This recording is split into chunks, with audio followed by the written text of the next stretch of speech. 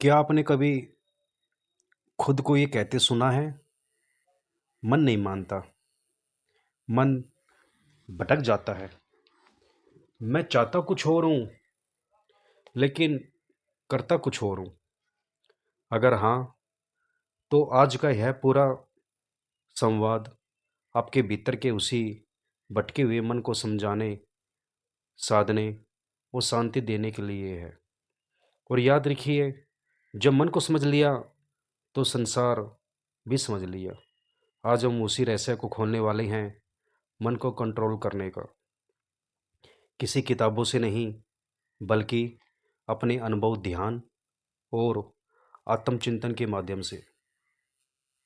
मन, ये शब्द जितना छोटा है, इसका जाल उतना ही बड़ा। यह एक जगह टिकता नहीं। अभी यहाँ है, अगले ही पल वहाँ। हम सोते हैं, तब भी मन जागता रहता है। हम काम करते हैं, तब भी यह भीतर कुछ और ही सोचता है। और हम जीवन भर इसी मन के पीछे भागते रहते हैं, लेकिन कभी इसे पकड़ नहीं पाते। लेकिन एक साधक को रुककर सोचना होता है, क्या मैं मन का मालिक हूँ या मन मेरा मालिक बन गया है? हम रोजमर्रा की बातें करें, कोई कुछ कह दे और हम परेशान हो जाएं। कोई उम्मीद पूरी ना हो और मन दुखी हो जाए। किसी चीज़ की लालसा हो और मन बेचैन हो जाए। आप देख रहे हैं कि मन में ही सब कुछ घट रहा है और बाहर केवल प्रतिक्रिया है। तो असली साधना बाहर की नहीं, भीतर की होनी चाहिए। अब प्रश्न उठता है, मन को कंट्रोल कैसे करें? मन को कोई जबरदस्ती नहीं रोका जा सकता। जैसे कोई बच्चा है जो रो रहा है, आप उसे डॉक्टर चुप जैसे कोई बच्चा रो रहा है, यदि आप उसे डांटकर चुप कराना चाहें, तो वह और जोर से रोएगा। लेकिन यदि आप उसे प्यार से गोद में लेकर उसका कारण समझे, तो वह खुद शांत हो जाएगा। बस यही तरीका है, मन पर भी लागू होता है। आप मन को शत्रु समझेंगे, तो यह और बलवान हो जाएगा। लेकिन यदि आप उसे मित्र की तरह देखें, उसे समझे, उस पर करुणा करें, तो मन खुद आपके साथ चलने लगेगा। ध्यान की साधना में सबसे पहली चीज है देखना। मन क्या कर रहा है, कहाँ जा रहा है, क्या सोच रहा है, सिर्फ देखना। न उसे रोकना, न चलाना, न सही गलत कहना। क्योंकि जब आप उसे देखते हैं, तब आप उसे अलग होते हैं। और यह देखना ही पहले कदम है कंट्रोल की ओर। एक गहरी बात सुनिए, मन वहीं जाता है जहाँ वह अधूरा है। जहाँ तृप्ति नहीं, वहीं वह भटकता है। इसलिए अगर आप मन को भरना चाहते हैं, तो भीतर आनंद पैदा करना होगा। और वो आनंद आता है ध्यान से, मौन से, प्रार्थना से और भीतर उतरने से। आप सुबह उठिए और 15 मिनट मौन बैठिए। ना कोई विचार दबाइए, ना कोई पकड़िए, बस देखें मन कैसे चल रहा है। शुरू में मन भागेगा, लेकिन आप भागे मत।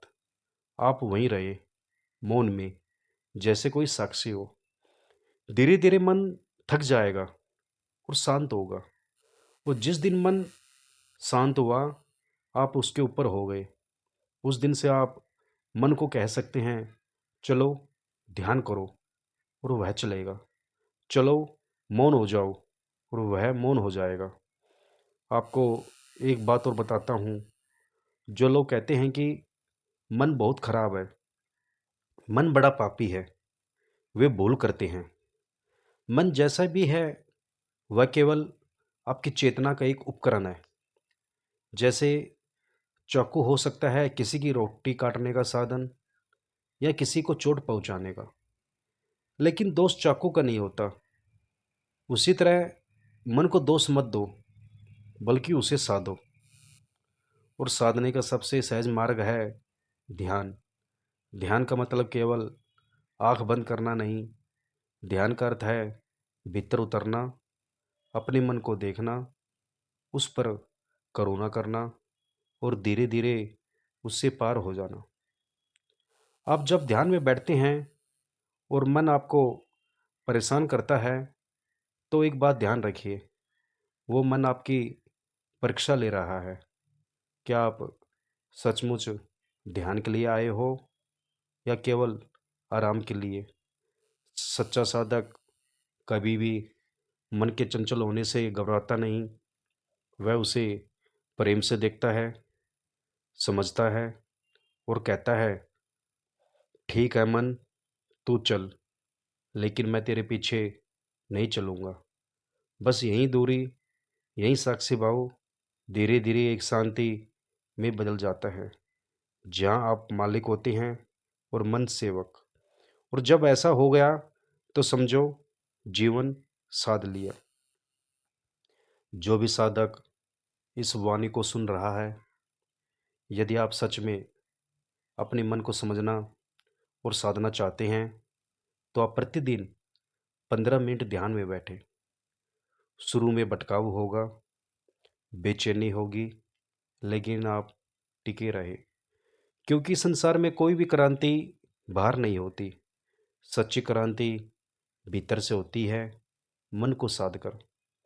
और यही कार्य हम कर रहे हैं इस साधना मंच के माध्यम से, स्वामी चैतन्य ध्यान साधना। यदि आपको यह वाणी लाभदायक लगे और इसे औरों तक पहुंचाइए, क्योंकि एक सजग मन केवल कई जीवन बदल सकता है।